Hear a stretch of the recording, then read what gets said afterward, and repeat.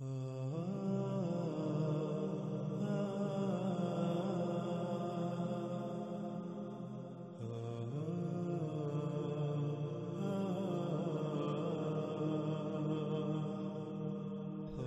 آتے ہیں اس طرف کہ اگر قرآن میں ہر سوال کا جواب موجود ہے تو پھر اس سوال کا جواب بھی ضرور ہونا چاہیے کہ ذی القرنین کون ہے۔ اور ناظرین، اللہ سبحانہ و تعالیٰ نے قرآن میں اس سوال کا جواب ایک نہیں بلکہ کئی مقامات پر بہت ہی صراحت کے ساتھ واضح کر دیا۔ اور ابھی جب حق آپ کے سامنے آئے گا تو آپ کو ان لوگوں کی عقل و ذہانت اور ان کے علم پر حیرانی ہوگی جو دین کے ٹھیکیدار بنے ہوئے تھے اور آج بھی بنے ہوئے ہیں۔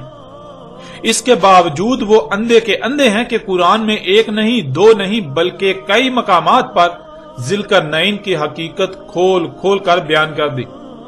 باقاعدہ اس کا کئی مقامات پر نام بھی بتا دیا گیا، نام کے ساتھ اس کا ذکر کیا گیا، لیکن اس کے باوجود یہ لوگ اندھے کے اندھے ہی رہے، ان کو کچھ نظر ہی نہ آیا۔ اس وقت آپ کو سکرین پر سورہ الکہف کی آیت 83 نظر آ رہی ہے، جس میں اللہ سبحانہ و تعالیٰ کا کہنا ہے وَيَسْأَلُونَكَ عَنْ ذِي الْقَرْنَيْنِ قُلْ سَأَتْلُو عَلَيْكُم مِّنْهُ ذِكْرًا۔ وَيَسْأَلُونَكَ یہ 5 الفاظ کا مجموعہ ہے۔ وَيَسْأَلُونَكَ، یعنی واو کے معنی اور کے ہیں اور آگے یا کا استعمال ہوا ہے جو خود ہی کا اظہار کرتا ہے، یعنی کہ آگے جس کا ذکر کیا جا رہا ہے وہ ہو رہا ہے، گویا کہ خود ہی ہو رہا ہے۔ اگلا لفظ ہے سالو، جو کہ سال سے ہے۔ سال کہتے ہیں حاجت روائی کے لیے کسی کی طرف لپکنا، اور اس کے ساتھ واو کا استعمال اسے حال کا صیغہ بنا دیتا ہے کہ ایسا ہو رہا ہے، یعنی کوئی حاجت ہے، اس حاجت روائی کے لیے کسی کی طرف لپکا جا رہا ہے۔ اور اگلا لفظ ہے نا، جس کے معنی ہم یعنی اللہ خود اپنا ذکر کر رہا ہے۔ اور پھر اگلا لفظ ہے کا، جس کے معنی تو، یعنی جس سے اللہ مخاطب ہے، اللہ کا رسول، اللہ کا بیعث کیا ہوا، اللہ کا نمائندہ، جسے اللہ نے انسانوں کی رہنمائی کے لیے کھڑا کیا۔ اللہ جس کی صورت میں انسانوں سے خطاب کر رہا ہے، انسانوں سے کلام کر رہا ہے، انسانوں کو ان کے سوال کا جواب دے رہا ہے۔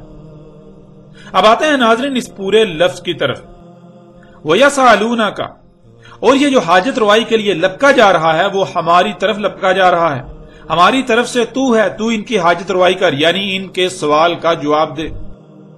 ناظرین ذرا غور کریں، اگر کسی کے پاس علم ہی نہیں تو کیا آپ اس کے پاس اپنا سوال لے کر جائیں گے؟ جو آپ کی حاجت روائی کر ہی نہیں سکتا اور آپ کو علم ہو تو کیا پھر بھی آپ اس کی طرف لپکیں گے اپنی حاجت روائی کے لیے؟ نہیں، بالکل نہیں، بلکہ آپ اسی کی طرف لپکیں گے جس کے بارے میں آپ کا گمان ہوگا کہ یہ آپ کی حاجت روائی کر سکتا ہے، یہ آپ کے سوال کا جواب دے سکتا ہے۔ اب ناظرین ذرا غور کریں کہ پہلی بات، قرآن اللہ کا کلام ہے، یعنی اس قرآن میں جو کچھ بھی ہے یہ اللہ کی اول تا آخر تمام انسانوں سے کی ہوئی گفتگو ہے، جسے اللہ سبحانہ و تعالیٰ نے اس قرآن میں آیات کی صورت میں بطور تاریخ درج کر دیا۔ آیت کی جمع ہے، اور آیت کہتے ہیں پوری شے کا چھپے ہوئے ہونا سوائے اس کے چھوٹے سے حصے کے، چھوٹے سے پہلو کے۔ وہ جو چھوٹا سا حصہ، تھوڑا سا حصہ، چھوٹا سا پہلو سامنے ہوتا ہے اسے عربی میں آیت کہا جاتا ہے۔ جب آیت میں غور کیا جائے، اس کی گہرائی میں جایا جائے تو کیا چھپا دیا گیا تھا وہ سامنے آ جائے گا، یعنی آیت بین ہو جائے گی۔ اب ناظرین آپ خود غور کریں کہ قرآن میں کس کی آیات ہیں، یہ آیات کس نے اتاری؟ کیا اللہ کے علاوہ کوئی اور ایسا ہے جس کی یہ آیات ہوں؟ نہیں، بالکل نہیں۔ قرآن میں اللہ کی آیات ہیں، اللہ نے سب آیات اتاری۔ ناظرین جب یہ آیات اللہ کی ہیں تو پھر اللہ کے علاوہ کس کو علم ہو سکتا ہے کہ اللہ نے ان آیات کے پیچھے کیا چھپایا ہے؟ جو نظر آ رہا ہے اس کی اصل حقیقت کیا ہے؟ اللہ کے علاوہ کون ہے جو ان آیات کو بیان کر سکتا ہے، یعنی ہر لحاظ سے کھول کھول کر واضح کر سکتا ہے؟ جب یہ اللہ کی آیات ہیں تو اللہ کے علاوہ کوئی بھی یہ جواب نہیں دے سکتا کہ ان آیات کے پیچھے کیا چھپا دیا گیا، ان آیات کی اصل حقیقت کیا ہے، ان آیات کو بیان کیسے کیا جا سکتا ہے۔ اور اسی وجہ سے اللہ سبحانہ وتعالی نے اس آیت کے شروع میں ہی کہا کہ یہ جو سوال کیا جا رہا ہے یہ سوال ہم سے ہے، یعنی یہ سوال اللہ سے کیا جا رہا ہے، صرف اور صرف ہم ہی یعنی اللہ ہی اس کا جواب دے سکتا ہے۔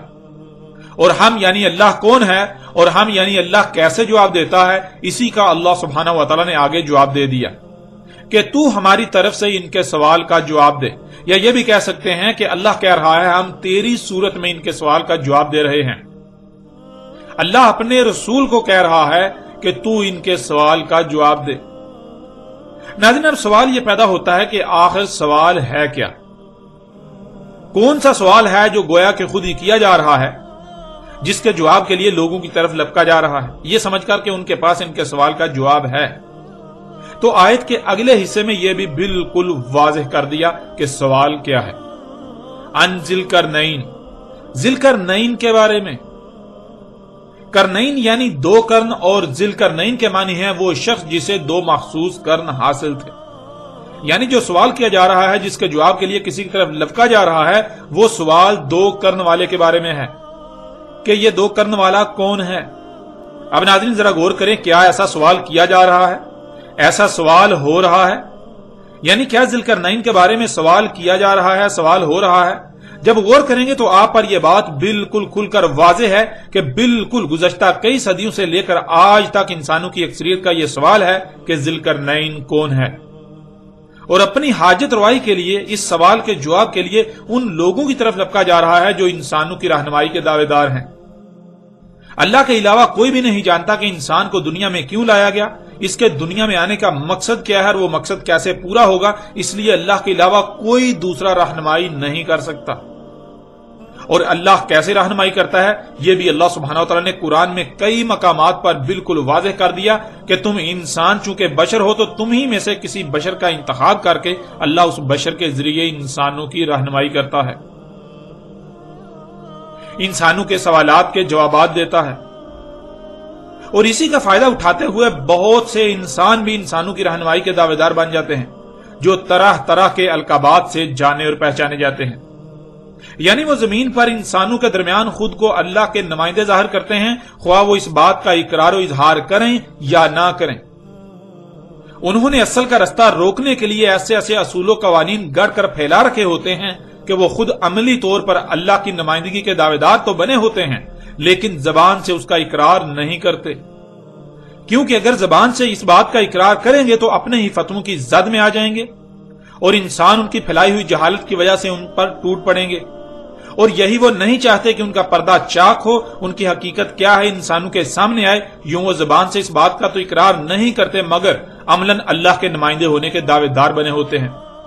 اور جس معاملے میں انسانوں کی رہنمائی اللہ کے علاوہ کوئی دوسرا نہیں کر سکتا، تو انسان ان لوگوں کو اللہ کا نمائندہ تصور کرتے ہوئے اپنے سوال کے جواب کے لیے، اپنی حاجت روائی کے لیے ان کی طرف لپکتے ہیں اور لپک رہے ہیں۔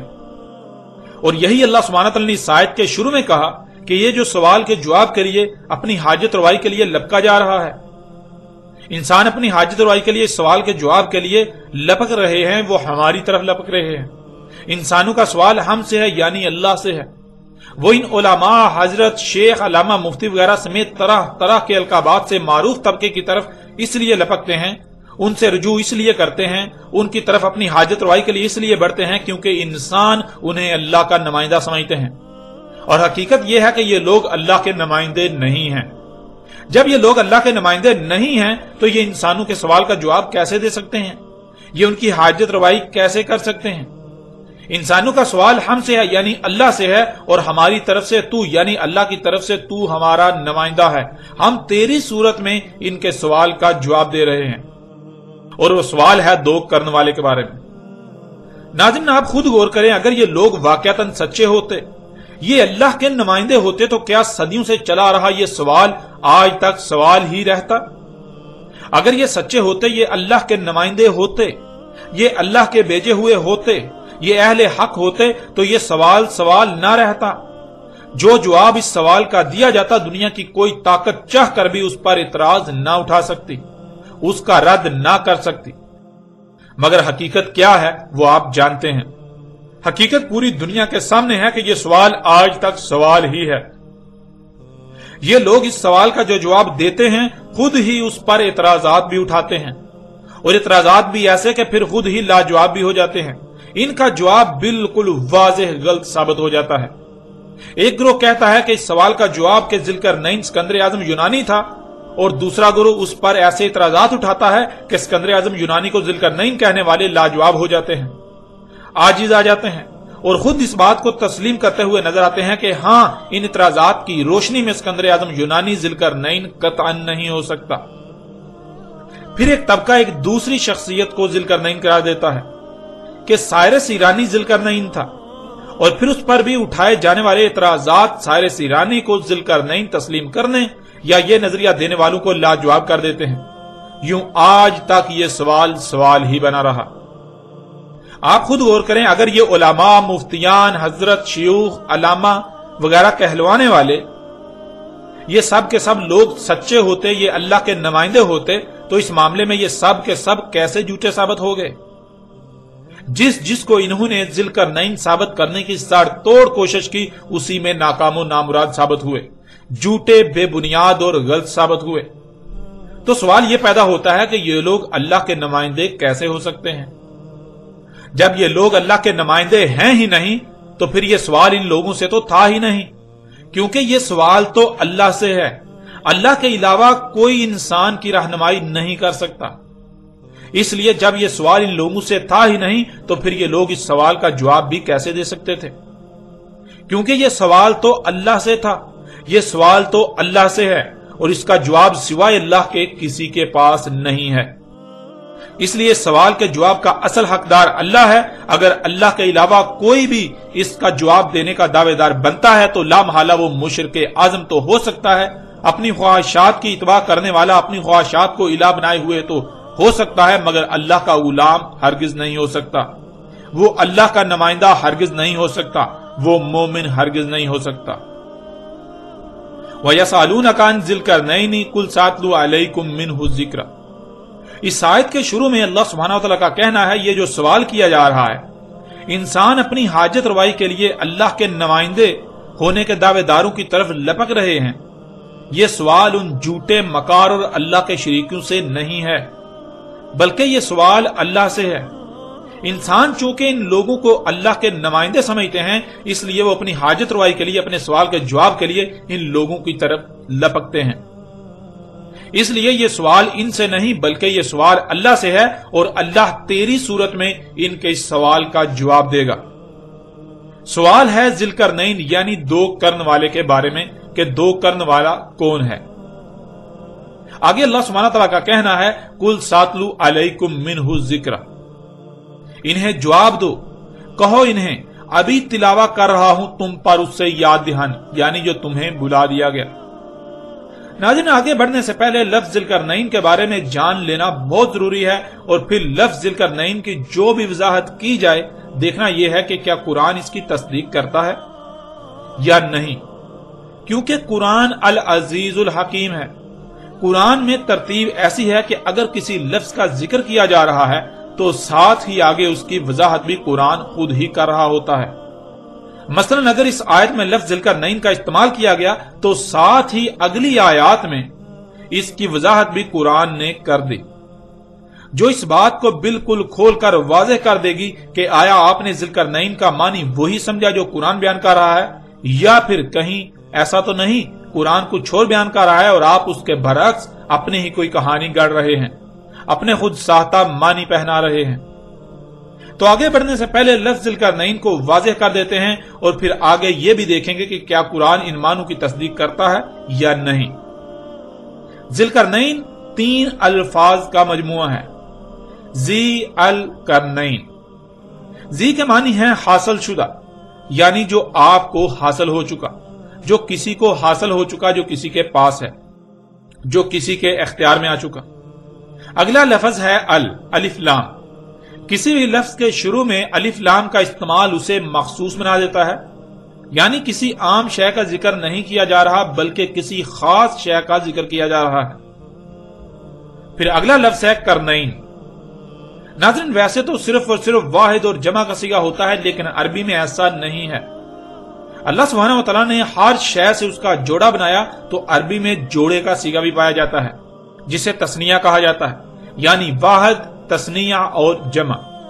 عربی میں 3 صیغے استعمال ہوتے ہیں۔ کرنین تثنیہ کا صیغہ ہے، یعنی جوڑے کا صیغہ، اور اس کا واحد کرن ہے۔ ناظرین، ایک بات بہت عام کر دی گئی کہ کرن کے معنی سینگ کے ہیں، لیکن یہ حقیقت نہیں ہے۔ کرن عربی میں کہتے ہیں ایک شے کے بیک وقت دو ظہور ہونا۔ یہ خصوصیت عموماً سینگ میں پائی جاتی ہے کہ سینگ کا بیک وقت دو مقامات پر ظہور ہوتا ہے، اس وجہ سے سینگ کو بھی عربی میں کرن کہا جاتا ہے۔ لیکن اس آیت میں نہ صرف دو کرن کا ذکر کیا جا رہا ہے بلکہ شروع میں ال کا استعمال کیا گیا، جس کا مطلب ہے کہ یہاں کسی عام دو کرن کا ذکر نہیں بلکہ خاص دو کرن کا ذکر کیا جا رہا ہے۔ یہ کوئی مخصوص دو کرن ہے، اور پھر یہ بات بھی کسی سے ڈکی چھپی نہیں ہے کہ سورج کے مقام طلوع یا مقام غروب کو عربی میں کرن کہا جاتا ہے، اور اسی وجہ سے کرن کہا جاتا ہے کیونکہ سورج جہاں آپ کو غروب ہوتا ہوا نظر آ رہا ہوتا ہے وہیں سے وہ ایک دوسری قوم پر طلوع ہوتا ہوا بھی نظر آ رہا ہوتا ہے، یعنی سورج کے بیک وقت اس مقام پر دو ظہور ہوتے ہیں۔ اس وجہ سے سورج کے مقام طلوع یا مقام غروب کو کرن کہا جاتا ہے۔ اب ناظرین ذرا غور کریں، جہاں آپ کو سورج غروب ہوتا ہوا نظر آ رہا ہے وہیں سے زمین کے دوسری طرف کے لوگوں کو ان پر طلوع ہوتا ہوا نظر آ رہا ہوتا ہے۔ یوں یہ ایک ہی مقام پر بیک وقت سورج کے دو ظہور ہوتے ہیں، جسے عربی میں کرن کہا جاتا ہے۔ یوں یہ ایک کرن ہو گیا، اور جہاں آپ کو طلوع ہوتا ہوا نظر آ رہا ہوتا ہے تو وہیں سے وہ ایک دوسری قوم یعنی زمین کے دوسری طرف کے لوگوں کو غروب ہوتا ہوا نظر آ رہا ہوتا ہے۔ یوں ایک یہ مقام جہاں سورج کے بیک وقت دو ظہور ہوتے ہیں، ایک کرن یہ بن گیا۔ ان دونوں کو عربی میں دو کرن یعنی کرنین کہا جائے گا، اور یہ کرنین عام کرنین نہیں ہیں بلکہ یہ دو خاص کرن ہیں، یہ خاص کرنین ہیں، اس لیے انہیں عربی میں جب لکھا جائے گا تو الکرنین کہا اور لکھا جائے گا۔ اب آئیں لفظ ذوالقرنین کی طرف۔ ذوالقرنین کسی شخصیت کا نہ تو لقب ہے اور نہ ہی کنیت، بلکہ یہ اسم ہے، اور اسم کہتے ہیں صلاحیتوں، خصوصیات و صفات کو جو کسی میں موجود ہوتی ہیں۔ اردو میں اسم کا ترجمہ نام کیا جاتا ہے، یا عربوں کی اکثریت اسم سے مراد نام لیتی ہے، جو کہ بالکل غلط العام ہے۔ قرآن میں اس مقام پر جس شخصیت کو ذوالقرنین کہا جا رہا ہے اسے لوگ ذوالقرنین لفظ سے نہیں جانتے پہچانتے تھے، بلکہ وہ شخصیت دنیا میں کسی اور لقب یا کنیت یعنی نام سے جانی پہچانی جاتی تھی۔ ذوالقرنین لفظ صرف اور صرف اللہ سبحانہ و تعالیٰ نے قرآن میں استعمال کیا، اور یہ آیت ہے، بیان نہیں ہے۔ یعنی اس لفظ کا استعمال اس لیے کیا گیا کیونکہ یہ لفظ اپنے اندر بہت سی تفصیلات سموئے ہوئے ہیں۔ ان تفصیلات کو اگر کم سے کم وقت اور کم سے کم الفاظ یا چھوٹے سے چھوٹے لفظ میں بیان کیا جا سکتا تھا تو وہ صرف اور صرف یہی ایک لفظ تھا۔ اللہ الحکیم ہے، اس لیے اس لفظ کا استعمال اللہ کی حکمت ہے۔ قرآن اللہ کا کلام ہے، اور ذوالقرنین خالص عربی کا لفظ، جسے اسی وجہ سے اللہ سبحانہ و تعالیٰ نے اس قرآن میں استعمال کیا کہ کوئی ایسی شخصیت جسے یہ دو کرن حاصل ہوئے اس کا ذکر کیا جا رہا ہے، ایسی شخصیت جسے زمین کے مغرب و مشرق تک حاصل ہوئے۔ یعنی اگر آپ یہ کہیں کہ فلاں کی حکومت مغرب تک ہے، یعنی جہاں تم سورج غروب ہوتا ہوا دیکھتے ہو وہاں تک ہے، تو آپ چلتے جائیں اس مقام پر پہنچنے کے لیے، تو آپ اس مقام تک نہیں پہنچ پائیں گے کہ خشکی ختم ہو جائے گی، اور سورج آپ کو اتنا ہی آگے غروب ہوتا ہوا نظر آئے گا۔ بالکل اسی طرح مشرق کی طرف بھی کہا جائے تو مطلب یہ ہے کہ زمین کے چپے چپے کا اختیار جس شخصیت کو حاصل تھا، جس شخصیت کو زمین کے مغرب و مشرق تک کا اقتدار حاصل ہوا تھا، جس شخصیت کو زمین کے یہ دونوں کرن حاصل تھے، اسے قرآن میں اللہ سبحانہ و تعالی نے ذوالقرنین کہا۔ یہ ہے ناظرین لفظ ذوالقرنین کے معنی۔ ذوالقرنین یعنی ایسی شخصیت جسے دو مخصوص کرن حاصل تھے، اور وہ دو مخصوص کرن کون سے ہیں؟ ایک وہ مقام جہاں آپ کو سورج غروب ہوتا ہوا نظر آتا ہے، دوسرا وہ مقام جہاں آپ کو سورج طلوع ہوتا ہوا نظر آتا ہے۔ وہ شخصیت جسے زمین کے مغرب و مشرق تک کا اقتدار دیا گیا، مکن دیا گیا، اختیار دیا گیا، حکومت دی گئی، اسے اللہ سبحانہ و تعالی نے قرآن کے اس مقام پر ذوالقرنین کہا۔ اب ناظرین سوال یہ پیدا ہوتا ہے کہ آخر وہ شخصیت کون تھی، اس کا نام کیا تھا؟ یعنی ذوالقرنین کس کو کہا گیا، وہ شخص کون تھا؟ کیا قرآن اس شخصیت کا نام بتانے سے عاجز ہے؟ قرآن اس شخصیت کا نام نہیں بتاتا، اس پر خاموش ہے؟ جو آج تک اس سوال کے جواب کے لیے قرآن کو ترک کر کے قرآن کے برعکس اور کتابوں یا تاریخ کی طرف رجوع کیا جاتا رہا۔ اور آپ یہ بات جان کر چونک جائیں گے کہ کیسے قرآن اس شخصیت کا نام بتاتا ہے۔ آپ پیچھے یہ بات جان چکے کہ قرآن میں کوئی ایک بھی شے ایسی نہیں کہ جسے صرف ایک ہی پہلو سے بیان کر کے چھوڑ دیا گیا، بلکہ نہ صرف قرآن میں ہر موضوع پر بات کی گئی، بلکہ جس موضوع پر بھی بات کی گئی تو اس پر قرآن میں مختلف مقامات پر بات کی گئی، ایک سے زائد مقامات پر اس پر ہر پہلو سے بات کی گئی۔ ایک مقام پر اس کا کسی ایک پہلو سے ذکر کیا گیا تو دوسرے مقام پر کسی دوسرے پہلو سے اس پر بات کی گئی۔ اسی طرح باقی مقامات پر بھی مختلف پہلو سے اس طرح بیان کی گئی، یہاں تک کہ ہر پہلو سے اس بات کو، اس شے کو سامنے نہیں لے آیا گیا۔ ناظرین، بالکل اسی طرح اس مقام پر قرآن میں ایک شخصیت کا ذکر کیا جا رہا ہے تو اس مقام پر اس کا ایک پہلو سے ذکر کیا جا رہا ہے۔ اسی شخصیت کا قرآن میں کسی دوسرے مقام پر دوسرے پہلو سے ذکر کیا گیا، کسی تیسرے مقام پر تیسرے پہلو سے، اور اس وقت تک مختلف مقامات پر مختلف پہلو سے بات کی گئی جب تک یہ بات واضح نہیں ہو گئی کہ وہ شخصیت کون ہے، جب تک کہ ہر لحاظ سے واضح نہیں کر دیا گیا وہ شخصیت کون ہے، تب تک ہر پہلو سے قرآن میں مختلف مقامات پر اس کے بارے میں بات کی گئی۔ اور جب یہ بات آپ پر واضح ہو جائے گی کہ وہ شخصیت کون ہے تو آپ پر یہ بات بھی بالکل واضح ہو جائے گی کہ سوال اس وقت بنی اسرائیل کی طرف سے ہی تھا، لیکن انہوں نے اس وقت جب سوال کیا تو لفظ ذوالقرنین کا استعمال نہیں کیا تھا، بلکہ انہوں نے اس شخصیت کا وہی نام استعمال کیا جس نام سے وہ شخصیت جانی پہچانی جاتی تھی، مگر قرآن میں اللہ سبحانہ و تعالیٰ نے اس کے لیے لفظ ذوالقرنین کا استعمال کیا، اور اس بات کی وضاحت بھی اسی آیت میں موجود ہے۔ قُلْ سَأَتْلُو عَلَيْكُمْ مِنْهُ ذِکْرًا۔ ناظرین، ذکر کہتے ہیں جسے بھول چکے اسے یاد کرنے کو، اور بھولا اسے جاتا ہے جو پہلے یاد ہو یا یاد کروا دیا گیا ہو۔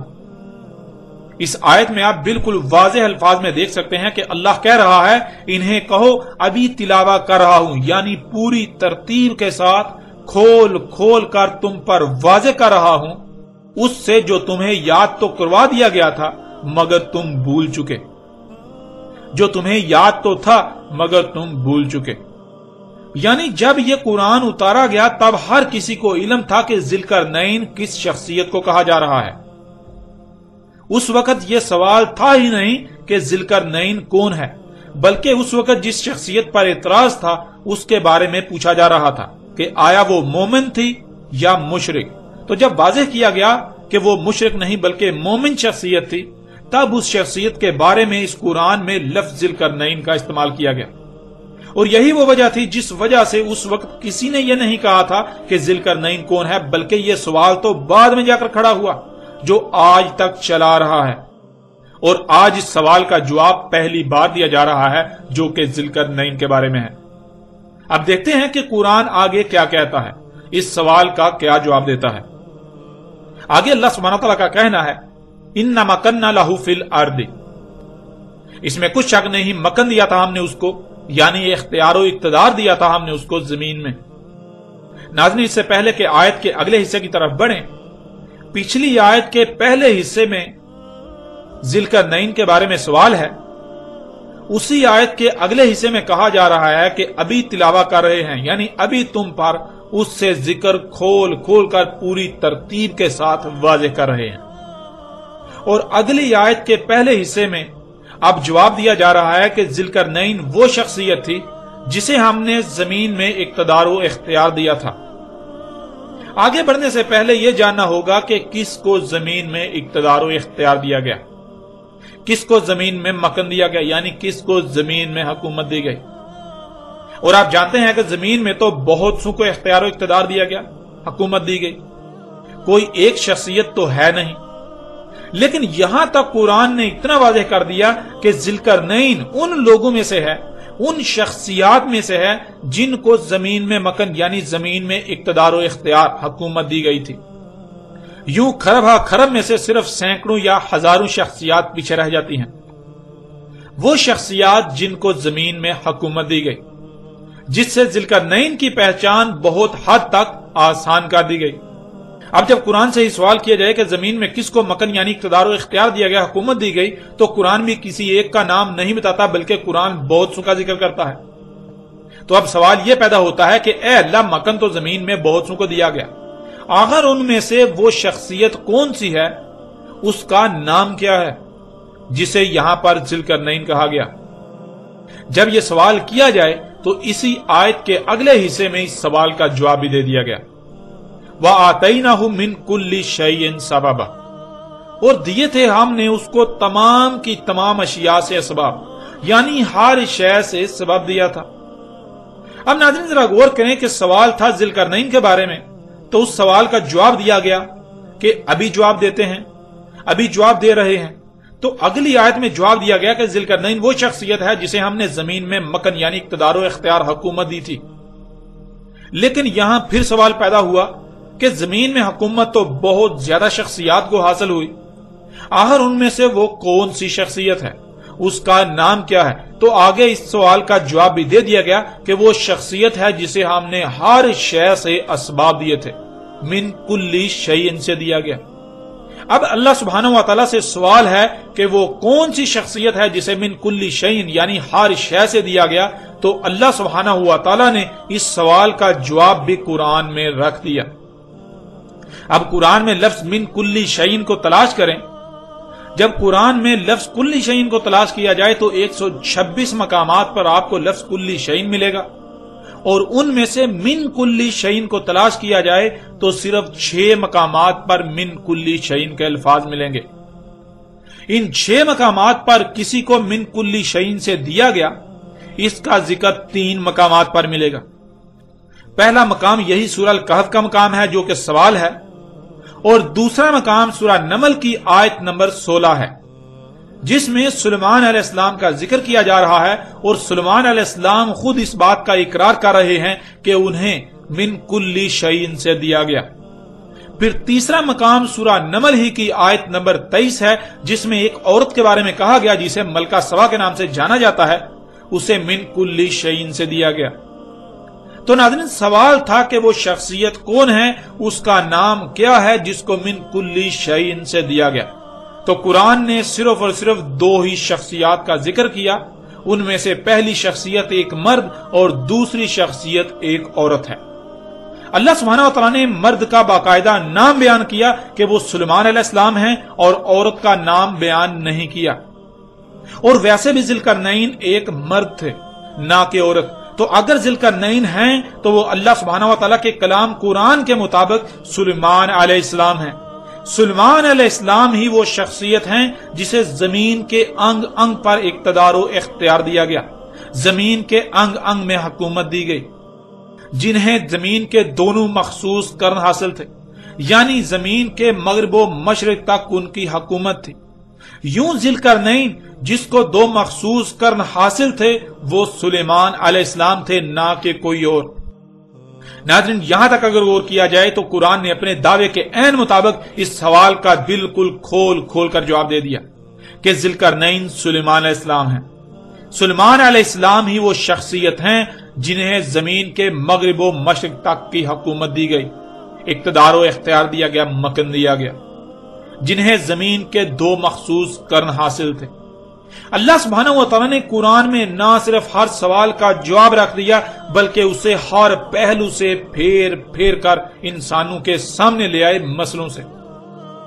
وہ لوگ جو قرآن کو چھوڑ کر اس کا متبادل کرتے ہیں، پھر ان متبادل کی طرف رجوع کرتے ہیں اپنے مسائل کے حل کے لیے، تو قرآن کے علاوہ کون ہے جو ان کے کسی بھی سوال کا جواب دے سکے؟